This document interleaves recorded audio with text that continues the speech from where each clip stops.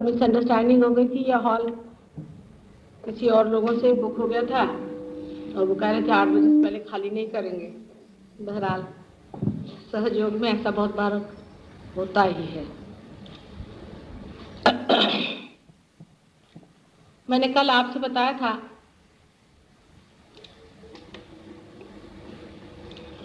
बसून घ्या रे लवकर बसून घ्या कि आप एक बहुत सुंदर प्रकृति की रचना है। बहुत मेहनत से, नजाकत के साथ, अत्यंत प्रेम के साथ परमात्मा ने आपको बनाया है।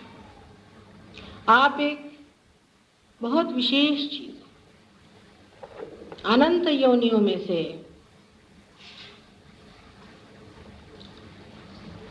आप घटित होकर के इस मानव रूप में स्थित हैं। आप इसलिए इसकी महत्ता नहीं जान पाते क्योंकि ये सब आपको सहज में ही प्राप्त हुआ है। अगर इसके लिए मुश्किलें करनी पड़ती, आफतें उठानी पड़ती और आप इसको अपनी चेतना में जानते, आप अवेयर होते, तो आप समझ पाते कि आप कितनी महत्वपूर्ण चीज है।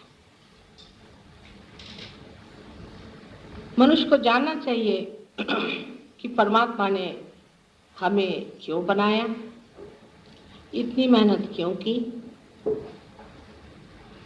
हम किस लिए संसार में आए और हमारा भविष्य क्या है,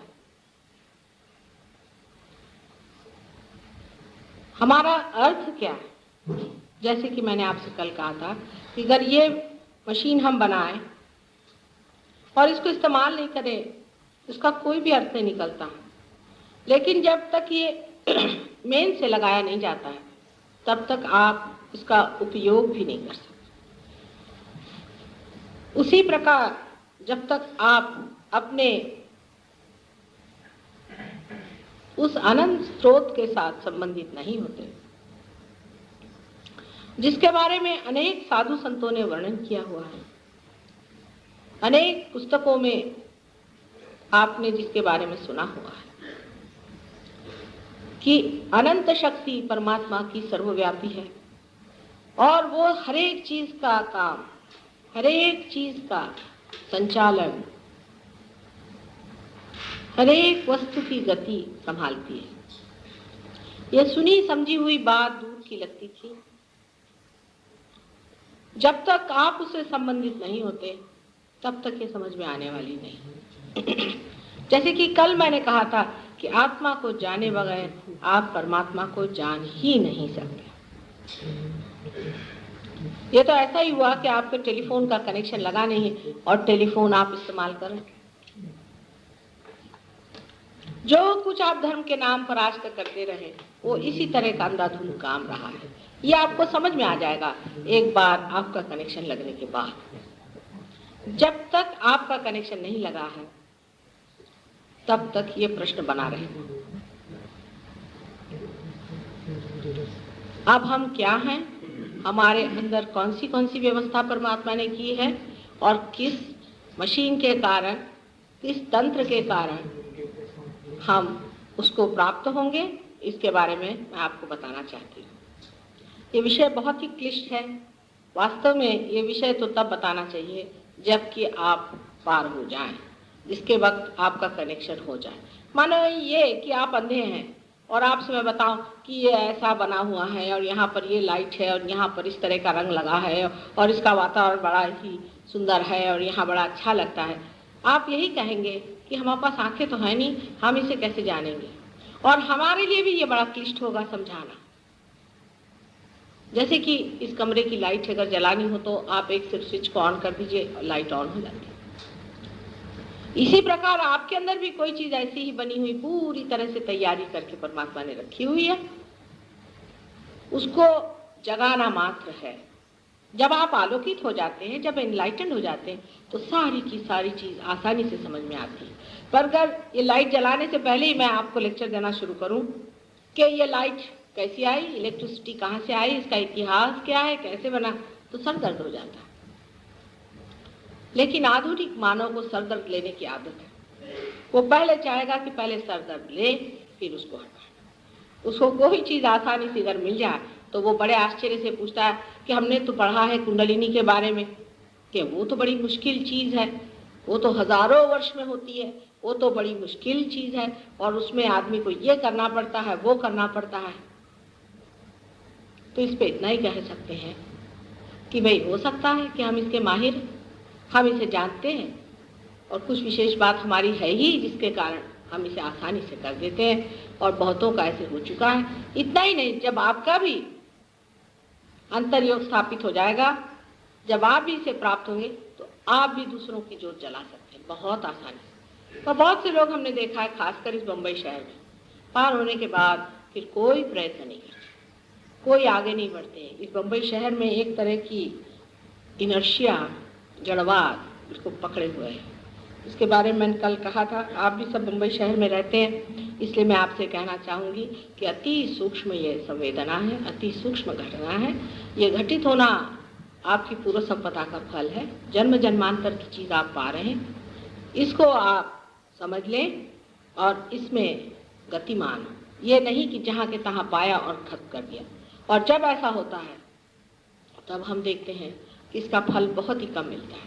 इसके अनेक फल हैं, उसमें से सबसे बड़ा फल ये है कि आपकी शारीरिक व्याधियाँ पूरी तरह से छूट जाती हैं। ये बाय प्रोडक्ट है, क्योंकि आपके अंदर अगर परमात्मा का आलोक आने वाला है, अगर आपकी आत्मा जागृत होने वाली है, तो ये शरीर का मंदिर भी निर्मल होना पड़ता है। आप में अगर कुछ मानसिक बीमारियां हों, वो भी ठीक हो जाती है। आपकी बुद्धि भी आलोकित होकर के आप सुबुद्धि को प्राप्त करते हैं, विजडम आप में जागृत हो जाती है। और चौथी जो सबसे बड़ी चीज हो जाती है कि आपके अंदर से आत्मा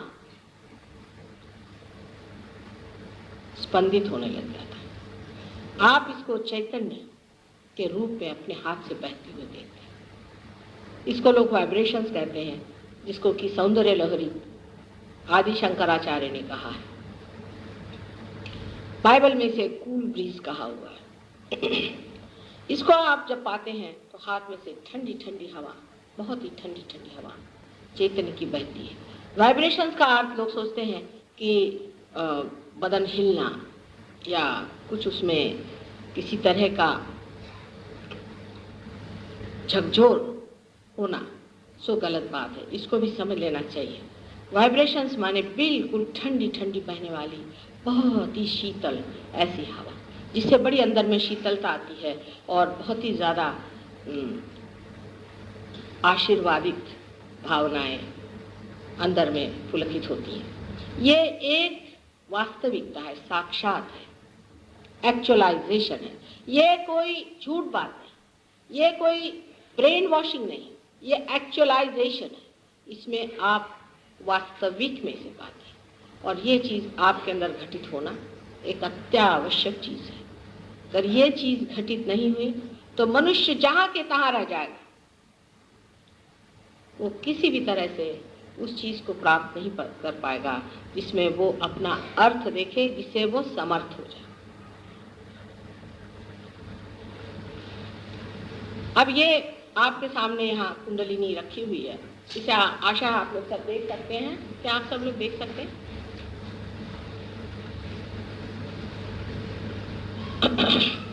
इसका चित्र यहाँ बनाया हुआ है वास्तविक। ये कौन मधुर मधुर उठून चाले, क्या बात है साहब?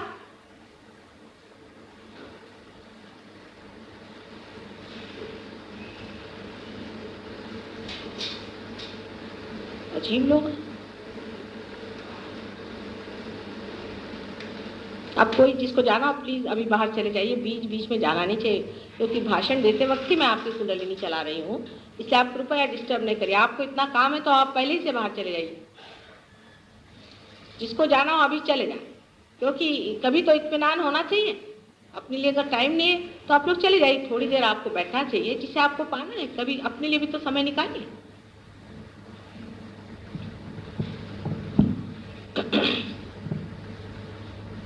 ये कुंडलिनी हमारे अंदर परमात्मा ने बीज रूप रखी हुई है, जिसको कि अंकुर कहना चाहिए। मैं बहुत संक्षिप्त में बताऊंगी आज, क्योंकि रियलाइजेशन ही मुख्य बात है और कुंडलिनी अवेकनिंग ही मुख्य बात है। लेकिन बोलते ही बोलते आपकी कुंडलिनी जागृत होती है। आप कृपया अपने हाथ ऐसे रखिए जब मैं बातचीत कर रही हूँ, इस तरह से।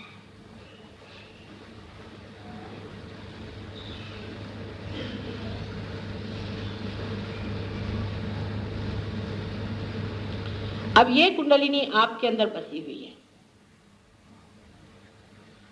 पैर में जूते तो नहीं?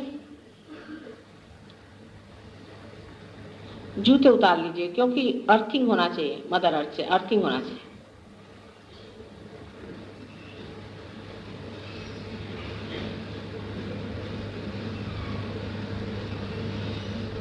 मोजे भी उतार लें, अच्छा ही है, जमीन को छूना चाहिए। ये घटना तो वैसे क्षण भर में होती है, लेकिन तैयारियां उसकी करनी पड़ती हैं।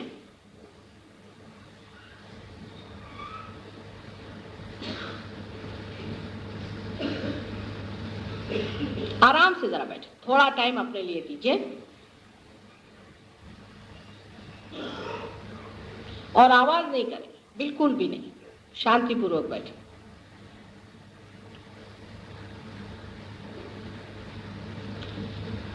ये कुंडलिनी है जो कि आपके अंदर भी अंकुर रूप आपके त्रिकोणाकार अस्थि में, ट्रायंगुलर बोन में स्थित है।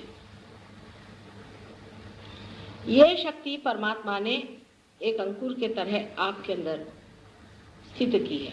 अब इसके बारे में बहुत कुछ कहा जा सकता है, लेकिन सिर्फ इतना कहूंगी कि ये आपकी माँ है और जन्म जन्मांतर तक ये आपके साथ रही है, और आपने आज तक जो कुछ किया, आपका जो कुछ भव है, भूत है, उसका सारा टेप इसके अंदर लिखा हुआ है, सारा माइक्रोस्कोपिक टेप इसके अंदर है। आप इसको ठगा नहीं सकते। और ये नोट करती जाती है कि आपकी क्या संपदाएं हैं, आपने क्या गलतियां की, क्या अच्छाई की, क्या आप में गुण है, क्या आप में दुर्गुण है, आपकी क्या खोज रही। ये त्रिकोणाकार अस्थि में अत्यंत पवित्र आपकी माँ है, और उसके नीचे में जो चक्र है जिसे आप देख रहे हैं, ये गणेश जी का चक्र है। यह अपनी माँ गौरी, जिसको कि हम कुंडलिनी कहते हैं, उसकी रक्षा करने के लिए नीचे बैठे। माने जो आदमी पवित्र नहीं है वो कुंडलिनी का कार्य नहीं कर सकते। सिर्फ अत्यंत पवित्र आदमी को ही अधिकार होता है कि वो कुंडलिनी का कार्य करे। ऐसा आदमी जब भी कुंडलिनी का कार्य करता है तो नानाविध तकलीफें हो जाती हैं, क्योंकि वो अनऑथराइज्ड, अनधिकार चेष्टा। आप गणेश स्वरूप हो जाते हैं जिस वक्त में कुंडलिनी जागृत होती है, क्योंकि हाथ जब आपके मेरे और हैं तो बहता हुआ चैतन्य हाथ में से गुजर के और इन दोनों नाड़ियों में से नीचे उतरता है और जाकर गणेश को खबर देता है कि अब कुंडलिनी उठ सकती है। क्योंकि कुंडलिनी वो चैतन्य है, वो स्थिति है या वो शक्ति है जो जानती है, जो प्यार करती है, जो ऑर्गेनाइज करती है और जो आपको जन्म देती है। वो आपकी जन्मदात्री है, जिसी से आपका दूसरा जन्म हो जाता है, जिससे आप द्विज हो जाते हैं। ये शक्ति अत्यंत पवित्र है, अछूती है, और इस तक कोई भी नहीं पहुंच पाता जब तक जो आदमी इसका अधिकारी है आपके सामने खड़े ना हो जाए। जब इसका अधिकारी इसके सामने खड़े होता है तब आपके हाथों के द्वारा ये शक्ति अंदर जाती है और कुंडलिनी जागृत हो जाती है। ये अपने आप जागृत होती है, इसके लिए कोई भी मेहनत करने से जागृत नहीं होती है, क्योंकि ये जीवंत क्रिया है। ये बिल्कुल जीवंत क्रिया है। कोई सा भी जीवंत कार्य मेहनत से नहीं होता है, वो अपने आप घटित होता है। उसी प्रकार कुंडलिनी अपने आप जागृत होती है। सिर्फ उसे ये पता होना चाहिए कि अपने सामने वो इंसान खड़ा है जो उसका अधिकारी है। यह कुंडलिनी उसके बाद दूसरे 6 चक्रों को छेदती हुई ऊपर जाती है। उसमें से जो महत्वपूर्ण चक्र है वो नाभि चक्र है। हालांकि ये तीसरा चक्र माना जाता है, पर कुंडलिनी दूसरे चक्र को न छेदते हुए पहले तीसरे में जाती है, क्योंकि दूसरा चक्र नाभि से निकल के ऊपर घूमते रहता है। दूसरे चक्र से भी शक्ति को खींचा जाता है, उसमें से चित्त को खींचा जाता है। दूसरा जो चक्र स्वादिष्ठान है, उसमें आपका चित्त है, अटेंशन। इस चक्र से चित्त को खींच करके कुंडलिनी अपने ऊपर छा लेती है। जैसे कि समझ लीजिए किसी कपड़े के अंदर से मेरा हाथ चला जा रहा है। आपका जो अटेंशन है, आपको आश्चर्य होगा, आपके पेट में रहता है, आपके सर में नहीं रहता है।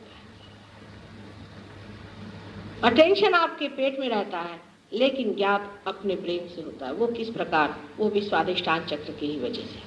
वो बाद में बताऊंगी आपको, आज तो इतना ही बताऊंगी कि जो चित्त है उसे लेते हुए कुंडलिनी ऊपर उठने लगता है। उसके बाद स्वादिष्ठान चक्र जो है वो हमारे कार्य करने का, आगे की बात सोचने का, विचार करने का सेंटर है, क्योंकि इसी सेंटर से हमारे पेट में जो मेद है, जो फैट है, उसको बदल करके और मेंदु के लिए यानी अपने ब्रेन के लिए ठीक बनाया जाता है। वो इसी केंद्र का काम है। इसे स्वादिष्ठान चक्र कहते हैं। इस चक्र से हमारा ऑर्टिक प्लेक्सस नाम का प्लेक्सस, जो कि बाहर डॉक्टर लोग जानते हैं, वो चलता है। ये चक्र आजकल मॉडर्न लाइफ में बहुत ज़्यादा विद्यमान है, क्योंकि हम लोग बहुत ज़्यादा सोचते रहते हैं। हर समय हम लोग सोचते रहते हैं। अति सोचने की वजह से हमारे जो दूसरे काम इस चक्र से होने के होते हैं वो निगलेक्ट हो जाते हैं, उनके तरफ हम ध्यान नहीं दे पाते। वो काम इस प्रकार है कि ये चक्र लिवर के ऊपर का हिस्सा, पैनक्रियास, स्प्लीन, किडनी और यूट्रस सबको संभालता है। जब हम बहुत अधिक सोचते हैं तो हमें डायबिटीज की बीमारी हो सकती है, क्योंकि हमारा एक ही चक्र है जो कि सोचने के लिए भी मेद को या फैट को बदलते रहता है, और वही चक्र है जो हमारे पैनक्रियास को भी संभालता है। इसलिए जो आदमी बहुत सोचते विचारते हैं उन्हीं को डायबिटीज की बीमारी होती है।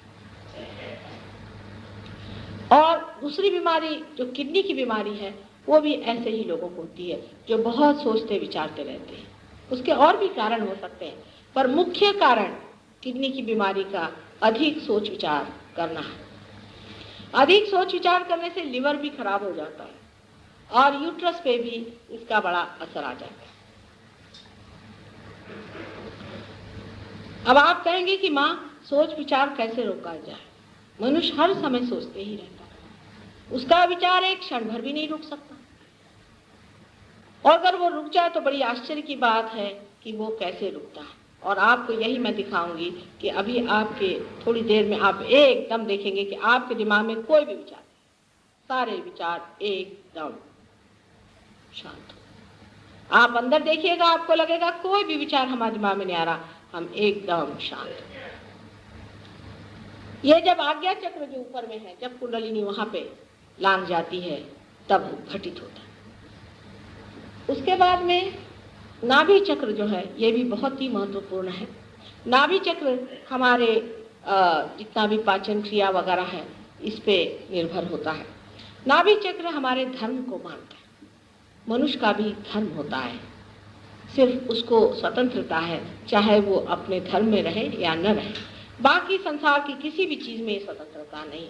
जैसे कि सोना है, उसका अपना धर्म है कि वो खराब नहीं होता। बिच्छू का अपना धर्म है कि वो डंक मारता है। सांप का अपना धर्म है, शेर का अपना धर्म है, वो अपने अपने स्वधर्म में बैठे रहते हैं। लेकिन मनुष्य को स्वतंत्रता परमात्मा ने दी हुई है।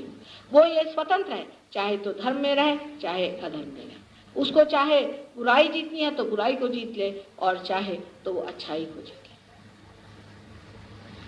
ये स्वतंत्रता परमात्मा ने विशेष रूप से मनुष्य को क्यों दी? क्योंकि इसके पाए बगैर बसा आता बसा एक तर उशिराने येऊन सगळ्यांना डिस्टर्ब नाही केलं पाहिजे, बसा तिकडेच बसा मागे। आप लोग दूसरों ने देखिए, चित्त इधर रखे, मैं आपके कुंडलिनी पर चित्त दिया हूं, तिथून उशिराने आले इकडे नका पाठवू। सो धर्म हमारे अंदर जो स्थापित हुआ है उसके लिए हमें इसलिए परमात्मा ने स्वतंत्रता दी है कि अगर उसके साम्राज्य में हमें जाना है तो पहले हम स्वतंत्रता में उसका वर्ण करें। अपनी स्वतंत्रता में कहें कि हमें परमात्मा चाहिए। हमारे ऊपर अगर कोई जबरदस्ती करके कहे कि हाँ आप परमात्मा को मांगिए, तो ये कौन सा मांगना हुआ और ये कौन सा इवोल्यूशन हुआ। इसलिए इस दशा में पहुंचने पर मनुष्य को अपनी स्वतंत्रता में ही परम तत्व को मांगना चाहिए। किसी जबरदस्ती की वजह से नहीं, किसी बीमारी की वजह से नहीं, किसी दुख की वजह से नहीं, किसी तकलीफ की वजह से नहीं, पर इसलिए क्योंकि ये परम पाना ही हमारे जीवन का लक्ष्य है। इस स्वतंत्रता में जब आप जागते हैं और परम की इच्छा करते हैं, तभी परमात्मा के महाद्वार आपके लिए खुलते हैं। इस धर्म के सेंटर के चारों तरफ गुरुओं का स्थान है। ये 10 गुरु हमारे अंदर बसे हुए हैं। ये मुख्य 10 गुरु हैं। ये दत्तात्रेय के अनेक अवतरण हैं। इनमें से हम कह सकते हैं शुरू से कि सोक्रेटिस अपने ज़माने के, मोसेस पुराने ज़माने के, इब्राहिम, मोहम्मद साहब, गुरु नानक, अभी अपने जो शिरडी के साईनाथ हो गए, ये लोग सब एक ही तत्व के, ज़ोरास्ट्र, ये सब लोग एक ही तत्व के, एक ही व्यक्ति के, एक ही महत्ता के अवतरण है। उनमें जरा भी अंतर नहीं है। मोहम्मद साहब में और नानक में इतना सा भी अंतर नहीं। उन्होंने ही फिर से जन्म लिया, क्योंकि मोहम्मद साहब ने जब देखा कि लोग इस तरह से उनके धर्म का विपर्यास कर रहे हैं और धर्म को छोड़कर गलत चीज़ों में पड़े जा रहे हैं, तब उन्होंने नानक साहब का जन्म लेकर के और उन्होंने उस चीज़ को ठीक करने की कोशिश की, और दोनों में पूरी समय यही कोशिश की कि वो लोग एकता में आ जाएं, उनमें यूनिटी हो जाए। पर आप जान ही रहे हैं कि उनका भी क्या हाल होगा। स्वाधिष्ठान चक्र पे श्री ब्रह्मदेव का स्थान है और सरस्वती उनकी शक्ति है, और नाभि चक्र पे श्री लक्ष्मी नारायण का स्थान है। अब लक्ष्मी जी के बारे में हमारे यहाँ बहुत ही विपरीत कल्पनाएं हैं। लक्ष्मी नारायण का स्थान जो है वो ही हमें धर्म के प्रति रुचि देता है। उसी के कारण हम धर्मपरायण होते हैं, उसी से हम धर्म धारणा करते हैं। यानी कार्बन में भी जो 4 वैलेंसीज हैं वो भी इसी धर्म धारणा की वजह से है। और जो आप भी मनुष्य रूप हुए हैं, आपका भी जो कुछ इवोल्यूशन हुआ है वो भी इस लक्ष्मी नारायण के तत्व से ही हुआ है। ये विष्णु तत्व से ही ये कार्य होता है। और जो अपने को वैष्णव कहलाते हैं उनको जान लेना चाहिए कि जब तक उन्होंने आत्मा को पाया नहीं, उनका वैष्णव धर्म अधूरा रहेगा। ये हमारे अंदर नाभि चक्र में बसते ही है। विष्णु जी अनेक अवतरण लेते हैं, शिव जी के अवतरण नहीं होते।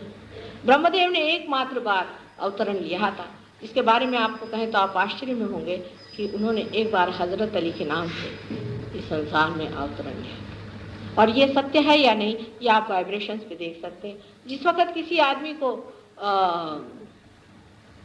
डायबिटीज़ की बीमारी हो जाती है तो आपको हजरत अली का नाम लेना पड़ता है, चाहे आप हिंदू हो, चाहे मुसलमान हो, चाहे पारसी, क्योंकि उनका ही अवतरण वहाँ पर बैठा हुआ है और उन्हीं का नाम लेने से डायबिटीज़ की बीमारी ठीक होती है। सहयोग में हमने 100% डायबिटीज़ ठीक किया, 100%। और अब यह है कि डॉक्टर लोग तो इनक्योरेबल कहेंगे, क्या वो किसी से हजरत अली का नाम थोड़ी लेने के लिए कह सकते हैं। वो तो उस चीज को, अंडर करंट्स को जानते ही नहीं है, जिसके कारण हमारे जो प्लेक्सेस है वो चलते। वो तो सिर्फ जो बाह्य में, जड़ में, ग्रोस में दिखाई देता है उससे जानते।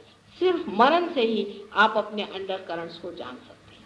और जिन गुरुओं ने इसको जाना है वो जानते हैं कि हमारे अंदर जो लेफ्ट साइड में स्वाधिष्ठान का जो स्थान है, वहां पर आपको हजरत अली और फातिमा का नाम लेना पड़ता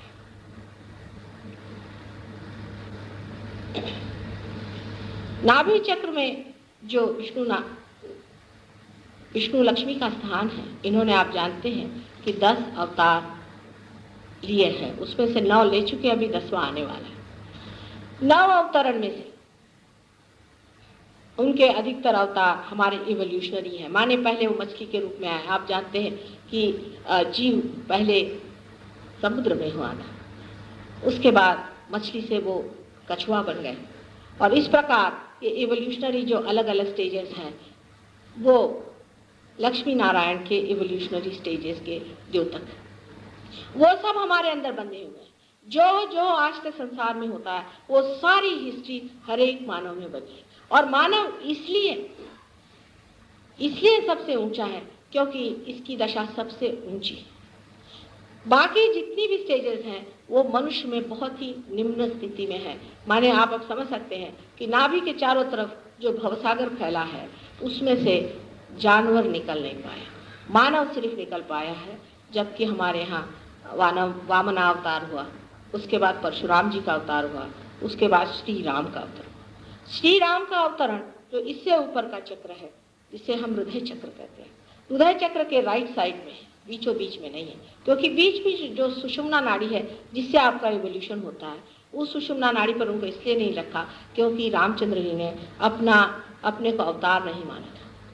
उन्होंने अपने को मर्यादा पुरुषोत्तम मान करके और अपने को इस बीच के इवोल्यूशनरी या इसके उत्क्रांति के पथ से हटाकर अपने को अलग कर लिया।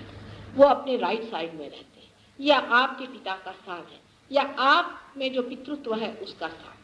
अगर किसी आदमी ने किसी अपने पिता को सताया या तंग किया, तकलीफ दी हो, तो ये चक्र पकड़ता है। अब डॉक्टर लोग इसे मानते ही नहीं। इस चक्र पकड़ने से भी लोगों को ऐसी बीमारी होती है जिसमें बहुत जोरों में श्वास चलने लग जाता है और किसी भी तरह से श्वास नहीं रुकता। लोग कहते हैं कि माता जी ये तो इनक्योरेबल है, सालों से हमको ये बीमारी। ये पितृत्व का स्थान बिगड़ जाने के अनेक कारण होते हैं। जैसे आपके पिताजी की मृत्यु बहुत अर्ली हो गई, ये बड़ी सूक्ष्म चीज है। अब आपके पिता की अगर मृत्यु अर्ली हो गई है, बहुत ऐसी उम्र में हो गई जब आप बहुत ही छोटे उम्र के थे, तो उनको आपकी फिक्र लगी रहती। कोई मरता नहीं, ये तो बात आप जानते ही हैं। उनका जीवात्मा तब आपके आसपास मंडराते रहता है, उसके कारण भी आपका ये राइट हाथ पकड़ जाता है। आपको आश्चर्य होगा कि कितने लोगों की मैंने इस तरह से बीमारियां ठीक की है कि उनसे कहा कि अच्छा आप अपने पिता से कह दीजिए कि हम बिल्कुल ठीक हैं, बेफिक्र हो जाइए और हमारी फिक्र छोड़िए और आप फिर से जन्म लीजिए। इसी बात पर ये बात कहने से ही उनका ये चक्र छूट गया और उनकी एक बीमारी जो कि उनको सालों से चल रही थी, एक साहब को तो 25 साल से ये बीमारी थी और उनकी बीमारी ये बात कहने से ही छूट गई। और उनको बड़ा आश्चर्य कि माने 5 मिनट में हमको क्यों अच्छा लगे। अगर आप इसके अंडर करंट समझ लें तो बीमारी ठीक करना कोई विशेष चीज नहीं होती। अब ये चक्र खराब हो जाने से मनुष्य को ये ध्यान में लाना चाहिए कि हो सकता है कि आप पिता में भी आप में कोई दोष हो। कि कुछ लोग होते हैं अपने बच्चों से बहुत दुष्टता का व्यवहार करते हैं और बच्चों को बुरी तरह से देखते हैं, उनका ख्याल नहीं करते, उनका पितृत्व खराब होता है, तब भी ये चक्र पकड़ा जाता है। हम लोग डॉक्टरी में सिर्फ ऊपरी तरह से इंसान को देखते हैं और उनकी बीमारियों का इलाज करते हैं, लेकिन उसको सम्यक यानी इंटीग्रेटेड हम नहीं देखते। मनुष्य सिर्फ शरीर मात्र नहीं है, वो शरीर भी है, वो मन भी है, बुद्धि भी है, अहंकार भी है और आत्मा भी है। ये सारी चीज मनुष्य है। जब तक पूरी चीज को आप समझे ना, उसका संतुलन आप समझे ना, तब तक आप ये नहीं समझ पाएंगे कि ये बीमारी किस लिए। उसके राइट साइड में आप देख रहे हैं कि हार्ट का ऑर्गन है, लेफ्ट साइड में हार्ट का ऑर्गन है। हार्ट के ऑर्गन में जो हृदय, स्वयं हृदय का जो स्थान है, हृदय आत्मा होता है, इसमें आत्मा का स्थान है। आत्मा आपके हृदय में विराजमान है, यही आपका साक्षी है, यही क्षेत्रज्ञ है, ये आपके बारे में सब कुछ जानता है, लेकिन ये आपके कॉन्शियसनेस में नहीं। माने ये कि आप ये तो जानते हैं कि कोई आपको जान रहा है, लेकिन आप उसको कार्यान्वित नहीं कर सकते, वो आपके अंदर से स्पंदित नहीं। मेडिकल टर्मिनोलॉजी में कहने के लिए होगा कि आपकी पैरासिम्पैथेटिक नर्वस सिस्टम आपके काबू में नहीं, उसको लोग ऑटोनॉमस नर्वस सिस्टम कहते हैं। माने ये कि स्वयं चालित है, लेकिन ये स्वयं क्या है? ये स्वयं कौन है? कौन आपके हृदय की गति को कम करता है? कौन आपके धड़कते हुए छाती को धीमा कर देता है? कौन आपके पेट में पचन क्रिया करता है? ये जो स्वयं है वो स्वयं ही आत्मा है, और वो आत्मा हमारे पैरासिम्पैथेटिक नर्वस सिस्टम से चलता है, लेकिन ये आत्मा हमारे कॉन्शियसनेस में नहीं है, माने हमारे सेंट्रल नर्वस सिस्टम में नहीं आता है। इसको सेंट्रल नर्वस सिस्टम में लाते ही अनेक रोग ठीक हो सकते हैं, जैसे हृदय का विकार है। आजकल हार्ट अटैक बहुत ही कॉमन बीमारी हो गई, लेकिन हार्ट अटैक क्यों आता है? मैंने कहा आपसे कि अपने अंदर हृदय में आत्मा का स्थान है, शिव का स्थान है। शिव माने आत्मा जहाँ विराजते हैं वो शिव है। जब आदमी का ध्यान अपने आत्मा से हटकर अपने संसारिक कार्यों में बहुत लगता है, जो आदमी बहुत जरूरत से ज्यादा काम करता है, बहुत ज्यादा दौड़ता है, बहुत मेहनत करता है, वो सोचता पता नहीं वही एक दुनिया में एक चक्रधारी मिला हुआ है, वो सारे दुनिया भर का लोड अपने सर पे लेकर के घूमता है, उसकी ये लेफ्ट साइड कमजोर हो जाती है, उसका हार्ट कमजोर हो जाता है, उसका आत्मा क्षीण हो जाता है, और जब शिव उनसे गुस्सा हो जाते हैं हार्ट अटैक आता है। नेचर का भी एक बड़ा भारी बैलेंसिंग प्रोसेस है। अगर आदमी जरूरत से ज्यादा काम कर रहा है, उसके शरीर को बहुत दौड़ा रहा है, उसकी जो राइट साइड है, जो पिंगला नाड़ी है, उससे बहुत कार्यान्वित है, तो उस वक्त परमात्मा ही ये व्यवस्था करते हैं कि उसका काम कुछ कम कर, उसको हार्ट अटैक इसलिए। जो आदमी बहुत ज्यादा कार्य में संलग्न होता है उसका ईगो बढ़ते जाता है, जैसे कि आपको दिखा रहे हैं, ईड़ा नाड़ी से ये कार्य होता है कि आपका ईगो बढ़ते बढ़ते बढ़ते एकदम बड़ा सा बबूरा यहाँ बन जाता है, फिर उसको होश नहीं रहता। वो सोचता है, आज एक साहब आए थे, वो मेरे सामने ऐसे ऐसे कांप रहे थे, उनको पार्किंसंस डिजीज था। मैंने कहा आपका परमात्मा में विश्वास है? कहले मेरा तो विश्वास नहीं। मैंने आपको किसने बनाया? ये सारी सृष्टि किसने बनाई?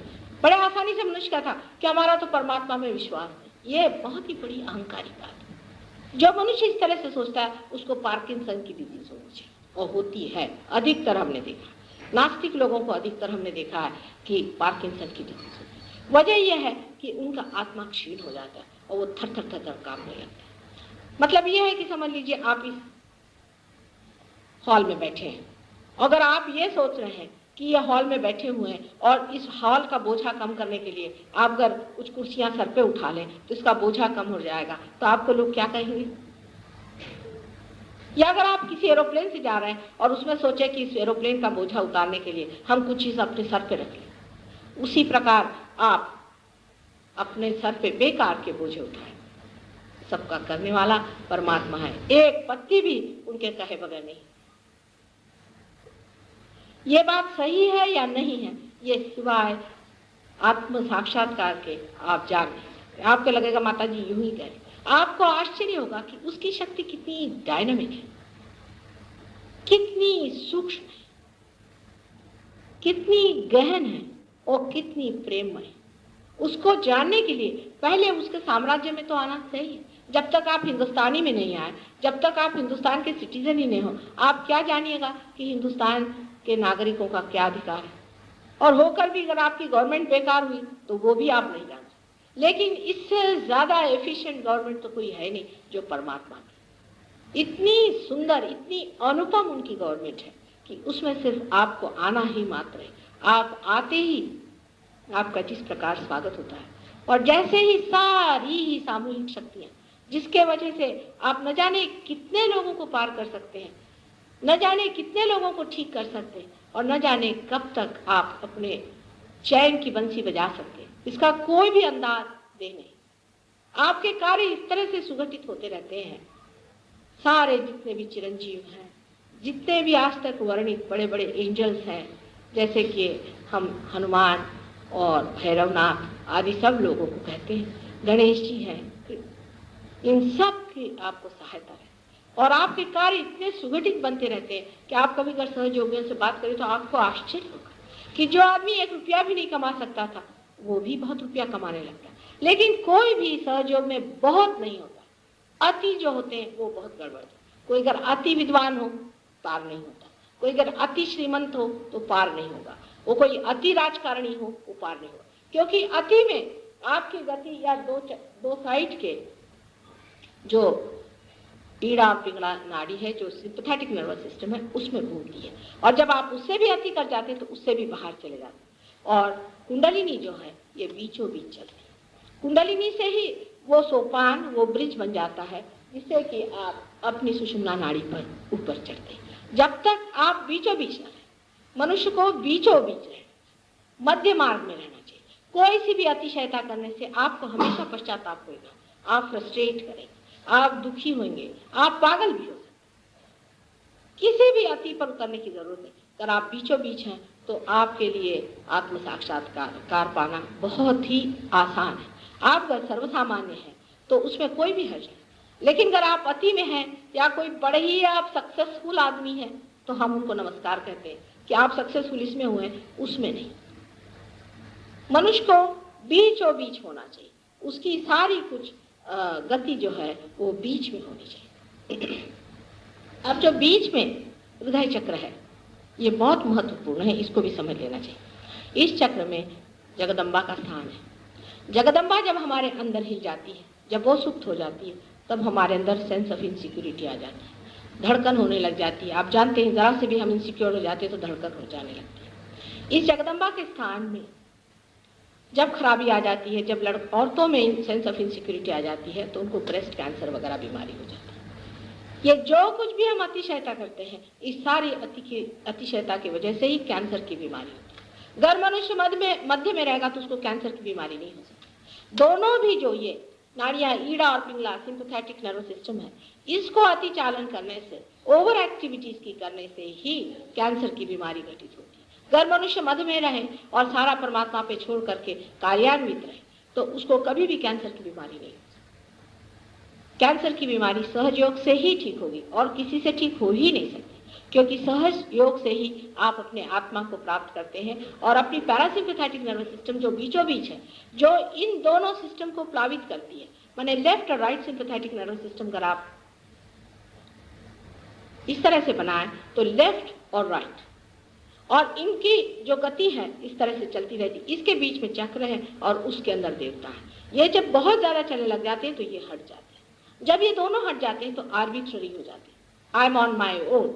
जब आर्बिट्ररी हो गए, जब अलग हो गए, जब अपने ही ऊपर सब ले लिया, तब वो जैसा चाहे वैसा बढ़ने लग जाते हैं। ये मैलिग्नेंसी आदमी के अंदर आ जाती है। ये मैलिग्नेंसी आने की वजह से ही मनुष्य में कैंसर की बीमारी हो जाती है।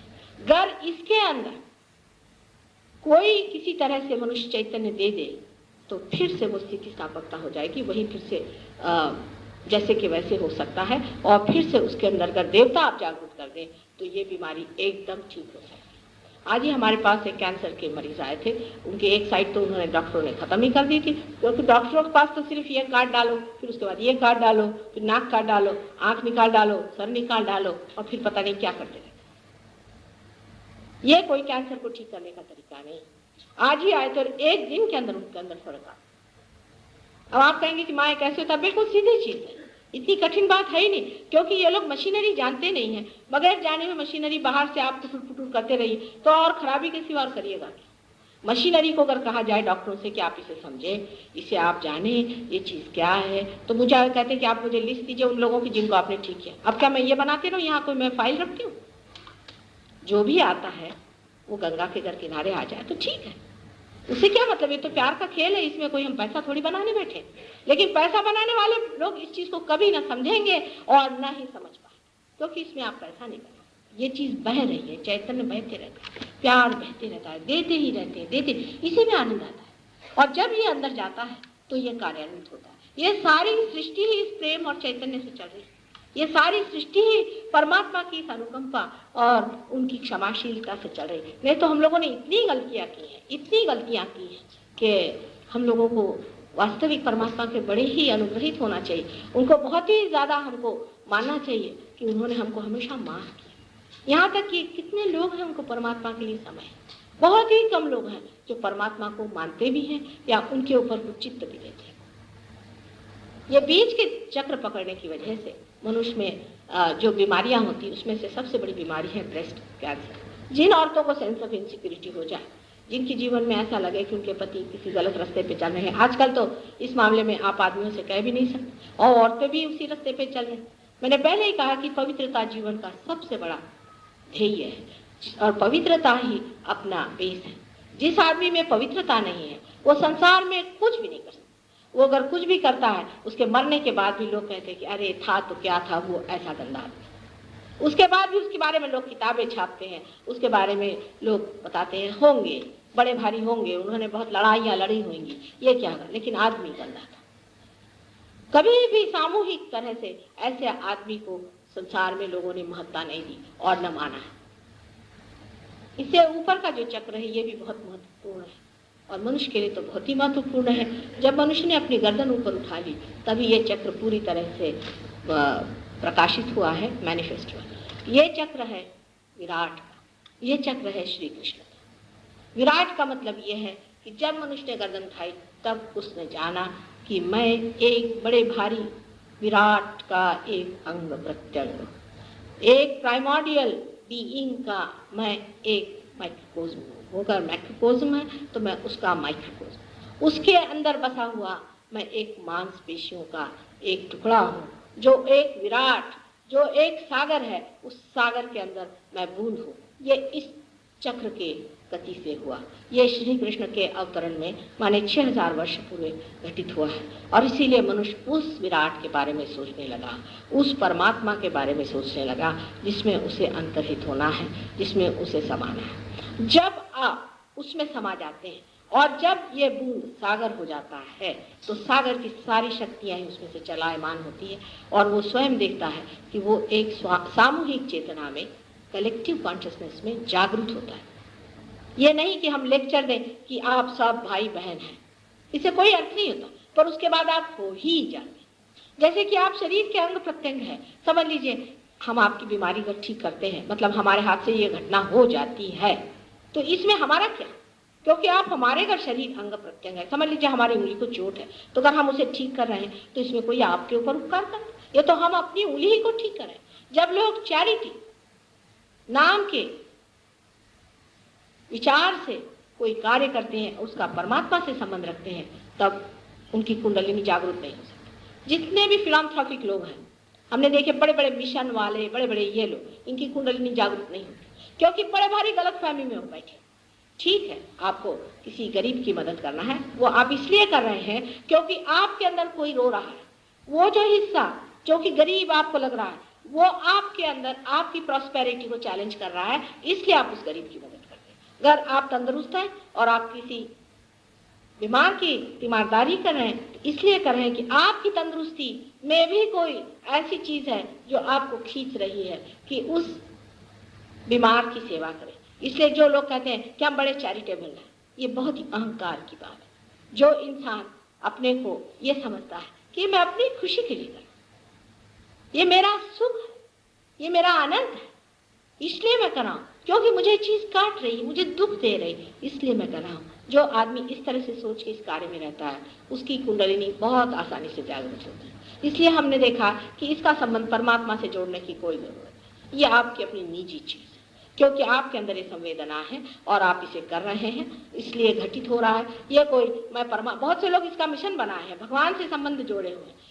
वास्तविक भगवान से संबंध सिर्फ आत्मा से ही होता है। जितने भी लोग परमात्मा का काम कर रहे हैं उनको ये जान लेना चाहिए कि परमात्मा का काम सिर्फ एक है और वो ये है कि मनुष्य का संबंध परमात्मा से जोड़ना, आत्मा का संबंध परमात्मा से जोड़ना, मनुष्य का संबंध आत्मा से जोड़ के आत्मा का संबंध परमात्मा से जोड़ना, यही एकमात्र कार्य है जो परमात्मा के नाम में करना चाहिए। और बाकी जितने भी कार्य हैं वो लौकिक है, कि कंबल इकट्ठे करना, कंबल बांट रहे, किसी के कपड़े इकट्ठे करना, कपड़े बांट रहे, ये कार्य परमात्मा का नहीं, ये सारा लौकिक कार्य है।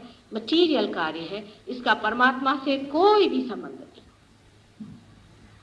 इस चक्र में, विशुद्धि चक्र में 16,000 नाड़ियां होती है। अब आप सोच लीजिए कितना महत्वपूर्ण चक्र। आपकी 16,000 नाड़ियां इस चक्र से चलती है। अब जब आप सिगरेट पीते हैं तो आप इस चक्र को ही सताते हैं। अपने पीछे डंडा लेकर क्यों लगे हैं कि आ बैल मुझको मार, उसके लिए पैसा भी दो। आप जानते नहीं कि सिगरेट पीने से कितना अधिक नुकसान अंदर हो जाता है, आपको इसका अंदाज ही नहीं। लोग कहते हैं इससे कैंसर हो जाता है। सिर्फ कैंसर ही हो जाए तो बात दूसरी, पर आपका पुनर्जन्म होने का भी पूरा चांस खत्म हो जाता है। अगर आप बहुत ज्यादा सिगरेट पीते हैं तो ये चक्र बहुत बुरी तरह से पकड़ता है। लेकिन सहयोग में सभी चीज पता नहीं कैसे क्षमा हो जाती है। अगर आप सिगरेट भी पी रहे हैं तो भी आप पार हो जाएंगे। एक साहब बहुत ज्यादा सिगरेट पीते थे सिंगापुर में, उनको तो पार हो गए। जब पार हो तो उनके अंदर से खूब धुआं निकला और उसके बाद बहुत सुगंध आई। उसके बाद जब भी वो सिगरेट पीने जाते थे उनको सुगंध आती थी। फिर उन्होंने सिगरेट पीना ही छोड़ दिया और वो अपने आप छोड़ दिया। पर वैसे भी सिगरेट या शराब, ये दोनों ही चीज मनुष्य इसलिए पीता है कि वो अपने से ही भागना चाहता है। एक ये पलायन है, अपने से भागना। अपने को मनुष्य देखना नहीं चाहता, क्योंकि अपना जो इतना सुंदर है वो तो सारा बंद है, वो तो जाना नहीं। जब वो अपने को जान लेता है तब उसको इच्छा ही नहीं होती, क्योंकि अपने ही मजे में वो बैठा रहता है, उसको टेम्पटेशन ही नहीं होता है। वो जब इतना मधुर स्वाद अंदर आने लग जाता है तो मनुष्य इसको अपने आप ही छोड़ देता है। इसीलिए सहयोग में कोई भी प्रीचिंग नहीं होती है, कोई भी डोंट्स नहीं होते हैं, अपने आप ये घटना घटित होती है। हमारे लंदन में आपको आश्चर्य होगा, ऐसे 300 लोग हैं जो कि बुरी तरह से ड्रग लेते थे। शराब तो छोड़ ही दीजिए, सिगरेट तो छोड़ ही दीजिए, ड्रग के एडिक्ट थे। और उन्होंने सब ने पार होने के बाद अपने आप सब चीज छोड़ दी, बिल्कुल पूरी तरह से छोड़ दी। पर एक बात फर्क है कि हमारे हिंदुस्तान में जो लोग हैं योग भूमि में पैदा, इनके ऊपर बहुत से वरदान अपने ही आप आ गए। ये पूर्व जन्म की संपदाओं की वजह से आप इस योग भूमि में पैदा हुए हैं और इसीलिए आप धार्मिक भी बहुत हैं और उस मामले में आप इनोसेंट भी बहुत हैं। बहुत आपके अंदर गुण हैं, इसमें कोई शक नहीं। लेकिन आप में जो दोष बहुत बड़ा है कि जो चीज आसानी से मिल जाती है उसकी महत्ता आप में जरा भी नहीं है। आपको आश्चर्य होगा कि लंदन में मेरे प्रोग्राम में हर हफ्ते होता है, इतनी भीड़ रहती है कि मेरे पास जगह नहीं रहती। और इससे बड़ा ही हॉल होगा, इससे छोटा नहीं होगा। और लोग इस तरह से लगन से लगे हुए हैं कि एक बार पार होने के बाद में सारा देवी महात्म्य उन्होंने पढ़ डाला, सारा उन्होंने आदि शंकराचार्य को पढ़ डाला, उन्होंने सारा बाइबल में ढूंढ निकाला कि कुंडलिनी कहाँ है क्या, और सब उसको निकाल करके आज भी आप सोचिए कि 300 आदमी इंडिया आने के लिए तैयार थे, लेकिन यहाँ कोई व्यवस्था ही नहीं थी, इसलिए वो आ नहीं पाए। तो भी 15-20 आदमी वहाँ से खुद अपना खर्चा करके आए और हर एक जगह जहाँ हम जाते हैं वहाँ सहयोग कैसे कार्यान्वित है उसे देखते। आपको आश्चर्य होगा कि हमारे ग्रामों में हजारों लोग खटाखट पार हो जाते, लेकिन आपके बम्बई शहर में तो बहुत ही कमाल है कि यहाँ लोग पार होते भी हैं फिर करो। यहाँ का सहयोग सबसे धीरा और सबसे धीमा और सबसे ही छोटा रह जाता है। न जाने क्यों, कल भी मैंने कहा था कि 9 साल से मैं यहीं पे बर्थडे जिद्दन मनाती हूँ। हालांकि दिल्ली में बहुत काम हुआ, यहाँ से कितने ही ज्यादा लोग वहाँ पार हो गए, वहाँ 3 ही साल से काम कर रहे हैं। लेकिन बम्बई शहर के लोग मेरे ख्याल से इतने इनर्शिया में बैठे हो, पैसे की ऐसी पकड़ उनके ऊपर बैठी हुई है, न जाने या तो इस पे वेस्टर्न इन्फ्लुएंस इतना आ गया है कि यहाँ के लोग बहुत ही मुश्किल से जमते हैं। सहयोग में पाना आसान है, जमना मुश्किल है। आप लोग हिंदुस्तानी लोग बहुत जल्दी पार हो जा सकते हैं, बहुत जल्दी होते भी हैं। और एक भी परदेसी होगा उसमें 8-8 दिन मेहनत करनी पड़ती है, लेकिन जब वो पार होता है तो मुझे लगता है कि कुछ फायदा हुआ, क्योंकि जमने वाली चीज़ है। और हिंदुस्तानी हजारों भी हो जाए तो भी व्यर्थ है, क्योंकि इनको कोई भी किसी चीज़ की कदर है ही नहीं, अपनी ही जिन्हें कदर नहीं है उनसे फिर क्या कहा जाए। इसलिए मैं आपसे विनती करके कहती हूँ कि आज आप अगर पार हो भी जाएं, आप इसे पालें तो आगे इसे बढ़ाएं। हमारा यहाँ सेंटर है, हमेशा हमारे प्रोग्राम्स होते रहते हैं, कृपया उसमें आप लोग सम्मिलित हों। पर ऐसा है कि लोगों को जब तक आप बड़ा भारी हॉल न रिजर्व करें, जब तक आप बड़ी शानदार चीज़ न हो, लोगों में इतने कॉम्प्लेक्सेस हैं कि वो सादी जगह जाना नहीं चाहते। ये बड़ी दुख की बात है। अपने को पाने के लिए लोग जंगलों में जाते हैं, कहाँ कहाँ घूमते हैं।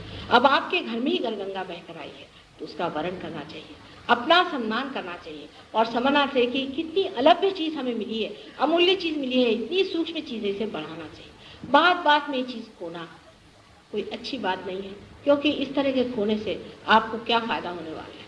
कुछ भी फ़ायदा नहीं होने वाला। लेकिन जो चीज़ पाई हुई है वो आपने अनंत की तपस्या से पाई हुई, उसे खो करके यही कहा जाएगा कि अब आपके लिए कौन सा स्थान बना है? न तो आप नर्क में जा सकते हैं, न स्वर्ग में जा सकते हैं। आपके लिए कोई भी स्थान परमात्मा को समझ में नहीं आएगा कि ऐसे अकलमंद लोगों के लिए कौन सा स्थान बनाया जाए। इसलिए आपसे कृपया विनंती है कि आप आज अगर इसको पा भी लें तो इसको आगे बढ़ाएं। हमारा सेंटर है, आप यहाँ से किताब ले जाएं और ये लोग आपको समझा देंगे वहाँ पर, और उसको समझ लें, पूरी तरह से इसमें गतिमान हो और आप सेंटर में ज़रूर जाया करें और वहाँ अपनी प्रगति करें। ये विशुद्धि चक्र की बात है। जब कुंडलिनी विशुद्धि चक्र को लांघ जाती है तो आज्ञा चक्र पे आ जाती है। आज्ञा चक्र जो है ये हमारे ऑप्टिक थैलेमस जो जहाँ पर क्रॉस करते हैं उसके सेंटर में बराबर एक बड़ा सूक्ष्म सा सेंटर है। इससे हमारा पिट्यूटरी और पीनियल दोनों ग्लैंड्स को भी कंट्रोल करते हैं और इसी से हमारी आँख पर भी असर आती है, क्योंकि ऑप्टिक नर्व भी वहाँ से गुजरती है। जिसका आज्ञा चक्र जहाँ पर कि मेरा सिंदूर लगा हुआ है ये खराब हो जाता है उसकी बुद्धि भी भ्रष्ट हो सकती है। पागल आदमी का यह आज्ञा चक्र खराब हो जाता है। यह आज्ञा चक्र खराब होने से आदमी बहुत अहंकारी भी हो सकता है या एकदम से उसकी स्थिति बहुत ही ज़्यादा गिर भी जा सकती है। जब ये चक्र पीछे की तरफ खराब होता है तब वो आदमी, जिसे हम सुपर ईगो का इन्फेक्शन कहते हैं, यानी ऐसे बीमारियों से प्लावित होता है जिसमें कि उसे लिथार्जी आ जाती है और सोते ही रहता है, हर समय रोते ही रहता है और एक बीमार सा घूमते रहता है, उसे कोई काम करने की इच्छा नहीं होती। इस तरह की जिनको हम पोजीशन कहते हैं वो आते हैं। और जब सामने का चक्र पकड़ता है तब ऐसा आदमी बड़ा ही महत्वाकांक्षी हो जाता है और अनेक तरह के कार्य करने लग जाता है और अपने मद में किसी नहीं मानता और उसे लगता है कि मैं ही दुनिया में सब कुछ हूँ। इस तरह से ये चक्र संतुलन को तोड़ देता है। ये चक्र जो है यहाँ पे गणेश जी का ही अवतरण है और वो गणेश जी का अवतरण ईसा मसीह का है। अब ईसा मसीह जो हमारे देवी महात्म्य में महाविष्णु का वर्णन है, आप लोग शायद पढ़े हों, कुछ तो पढ़े ही होंगे ज़रूर। तो वो महाविष्णु का जो वर्णन है वो बिल्कुल ईसा मसीह से मिलता है और वो गणेश जी से किस तरह से महाविष्णु तत्व बनाया गया उसको पढ़ने लायक है। अगर आप पढ़ें तो आपको पता होगा मैं जो कह रही हूँ एक एक बात सही है। इस चक्र को जब कुंडलिनी लांघ जाती है तब आप निर्विचार हो जाते हैं, एकदम निर्विचार हो जाते हैं। आप अपने तरफ अगर चित्त दें तो आपके अंदर कोई भी विचार नहीं आ रहा। अधिकतर लोगों का ये होगा कि आप बिल्कुल साइलेंस में बैठें और आप अवेयर हैं, थॉटलेस अवेयरनेस आ जाती है। ये पहली निर्विचार समाधि जिसे कहते हैं वो घटना घटित हो जाती है। इसी घटना के साथ आपको आश्चर्य होगा कि आप किसी की भी कुंडलिनी उठा सकते हैं। अभी आप पार नहीं, अभी आपके अंदर से वाइब्रेशंस नहीं आ रहे, लेकिन अगर आप थॉटलेस अवेयरनेस में चले गए तो ही आपके अंदर ये शक्ति आ जाती है कि आप किसी की बीमारी भी ठीक कर सकते हैं और थोड़ी बहुत कुंडलिनी भी उठा सकते हैं, लेकिन आप पार नहीं करा सकते। लेकिन जब ये कुंडलिनी इसे छेद देती है, जो कि सहस्त्रार हमारे 1000 नाड़ियों से बंधा हुआ जो ये सहस्त्रार है, जिसे लिम्बिक एरिया मेडिकल टर्मिनोलॉजी में कहते हैं, उसको छेद करके इस तालू से जब कुंडलिनी निकलती है तब वो अति सूक्ष्म सर्वव्यापी शक्ति में एकाकार हो जाती है। उस वक्त आदमी में एकदम से सामूहिक चेतना आ जाती है और उसके हाथ से हृदय का स्पंदन शुरू हो जाता है, क्योंकि जो सदाशिव का स्थान है वो हमारे सर पे और वही शिव हमारे हृदय में बसते हैं। जैसे ही वहाँ प्रकाश हो जाता है वैसे ही हृदय से आत्मा का प्रकाश हमारे अंदर से बहने लग जाता है और पैरासिम्पैथेटिक नर्वस सिस्टम को हम कंट्रोल कर लेते हैं। एकदम आपको लगता है कि ऊपर वेंटिलेशन से भी ठंडी ठंडी हवा सर में आ रही और हाथ में भी ठंडी ठंडी हवा आने लग जाती है। ये चक्र का टूटना बहुत ज़रूरी है। जब तक ये चक्र नहीं टूटता, जब तक आपके सहस्त्रार को कुंडलिनी नहीं छेदती, तब तक आप पार नहीं। अब इसके लिए आप कहें कि माँ हम क्यों नहीं, क्योंकि कोई भी कड़ी बात आपसे नहीं कहना चाहते, इतना ही कहेंगे कि बेटा ये चक्र खराब है, ये चक्र खराब है, और वो ठीक हो सकता है। आपको इससे आइडेंटिफाई नहीं होना चाहिए कि हमने ये गलती की या हमने वो बुराई की, ये पाप किया है, कुछ नहीं। ये सब चीज़ टूट जाती, क्योंकि पाप पुण्य भी आप अपने ईगो से करते हैं। अगर ईगो और सुपर ईगो दोनों इस तरह से हट जाए तो फिर आप दूसरे ही हो जाते हैं। आप जो थे वो अब रहते नहीं, आप वो हो जाते हैं जिसे हम आत्मा कहते हैं। आप आत्मा के आँख से देखने लग जाते हैं। जब तक आप पानी में हैं तब तक आपको डूबने का डर रहता है। जैसे ही आपको हमने बोट में रख दिया आप पानी की ओर देखते रहते हैं। लेकिन इस बीच की जो स्थिति होती है कि जब तक आप ऊपर चढ़ जाएं और पूरी तरह से स्थिर हो जाए, यही स्थिति ज़रा नाजुक होती है। इसीलिए सहयोग के लिए मैंने कहा है कि पाने के बाद भी आपको थोड़ा सा स्थिर होना पड़ता है। सहयोग में एक विशेष रूप से चीज़ होती है कि पहले दिन बहुत जोर की कुंडलिनी का अनुभव होता है, बहुत लोगों को होता है। पहले दिन इतना जोर का होता है कि वो आश्चर्य में हो जाते हैं, लेकिन उसके बाद में फिर कुंडलिनी जाती है, क्योंकि आपके अंदर जो कुंडलिनी है वो हमें पहचानती है और उन्माद से, आवेग से और खुशी के मारे वो उछल पड़ती है और बाहर आ जाती है और आपको अनुभव हो जाता है। लेकिन इस अनुभव की स्थिरता इसलिए नहीं टिकती क्योंकि आपके अंदर अनेक दोष है। जैसे कि बाढ़ आ करके नदी आगे बढ़ जाए, लेकिन उसके अंदर से गड्ढे वगैरह जो हो वो फिर बाद में भरने लग जाते। उसी प्रकार कुंडलिनी जाकर आपके अनेक जो रोग हैं, आपकी जो तकलीफें हैं, उसको सबको भरते रहते। लेकिन एक बार ये अनुभव होने के बाद ये होता नहीं है, थोड़ा उसको संजोना पड़ता है। जैसे कि बीज पनप भी जाए, उस बीज को बहुत संजोना पड़ता है, उसको संभालना पड़ता है। अब आप सोचिए कि बीज का अंकुर इतनी सघन जमीन के अंदर से किस तरह से फूट कर निकलता है, लेकिन जब बाहर आता है तब उसको बहुत संभालना पड़ता है। उसी प्रकार कि आपको भी अपनी रियलाइजेशन को बहुत संभालना पड़ता है। ये बहुत ही महत्वपूर्ण है, इसे आप पाएं और इसका आनंद आप उठाएं। आज भी आपके मुंबई शहर में मैं कहूँगी हज़ारों लोग हैं जिन्होंने इसे पाया है और उसके आनंद में मुझे कभी कुछ मिल भी जाते हैं, कुछ चिट्ठी भी लिखते हैं, लेकिन आप भी इसे पा करके और संतुष्ट हो। अब मैं देखना चाहती हूँ कि आप कितने लोगों के हाथ में ठंडा आ रहा है। आप इस तरह से हाथ, अब बीच में से मत उठिए। बहुत से लोगों को लेक्चर का ही शौक होता है, लेक्चर सुना चल दिए। बहुतों को दर्शन का होता है, पहले तो दर्शन हो गए माता जी के, अब चाहिए अब दर्शन करने के लिए आना थोड़ी है, कुछ पाने के लिए आना। फिर उसके बाद कुछ लोग आते हैं वो सिर्फ लेक्चर सुनने के लिए। लेक्चर बड़ा अच्छा हुआ माता जी का, लेक्चर सुनने के, अभी उसका फल तो ले। लेक्चर देने की कोई जरूरत ही नहीं है वास्तविक, और बगैर लेक्चर के आप बैठेंगे थोड़ी। आंख बंद कर लें सब। आंख बंद करते वक्त ये देखें कि आपकी आंख की पुतलियां जो हैं वो फड़के ना। अब देखिए इसमें ये है कि हम ही को अपना सर्टिफिकेट देना, कोई दूसरों से वाद विवाद से नहीं होना, कोई झगड़े से नहीं होना, किसी से नहीं होना।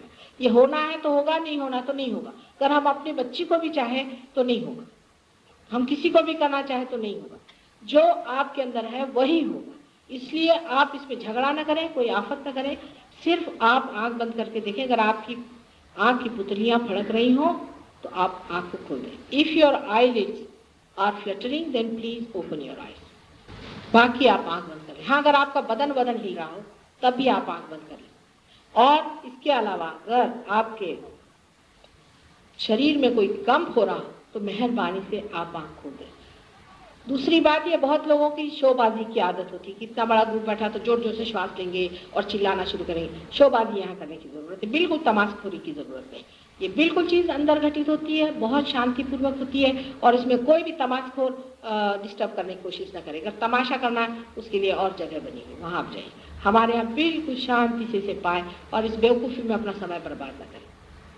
ये बहुत गहन और महत्वपूर्ण चीज़ है, गंभीरता से इसे पाएँ। आंख बंद कर लें थोड़ी देर। Please close your eyes.